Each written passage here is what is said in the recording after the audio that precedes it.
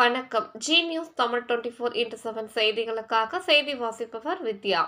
சித்ரா பௌர்ணமியை முன்னிட்டு சிறுவாபுரிக்கு காவடிகள் பால்குடம் சுமந்து வந்த பக்தர்கள் 31ஆம் ஆண்டாக நேர்த்தி கடனை செலுத்தினர்.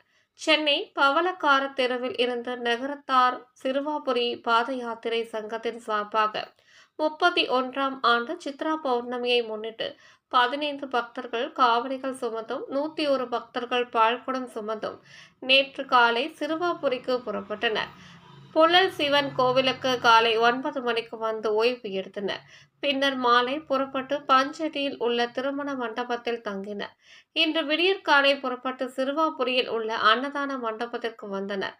பின்னர் அங்கிருந்து சிறுவாபுரியில் உள்ள முக்கிய வீதிகளின் வழியாக மங்கள வாத்தியம் செண்டை மேளம் முழங்க கோவிலுக்கு வந்தனர். பின்னர் பக்தர்கள் மற்றும் காவடியில் கொண்டு வந்த பால், தயிர், பன்னீர் உள்ளிட்டவைகளை உற்சவருக்கு அபிஷேகம் செய்தனர். இதன் பின்னர் உற்சவருக்கு பூக்களால் அலங்காரம் செய்து மகா தீபாராதனை காண்பித்தனர். இதன் பின்னர் அன்னதான மண்டபத்தில் அனைத்து பக்தர்களுக்கும் அறுசுவையுடன் கூடிய அன்னதானம் வழங்கும் நிகழ்ச்சி சிறப்பாக நடைபெற்றது. நிகழ்ச்சிக்கான ஏற்பாடுகளை நகரத்தார் சிறுவாபுரி பாத யாத்திரை குழு நிர்வாகிகள் சிறப்பாக செய்திருந்தனர்.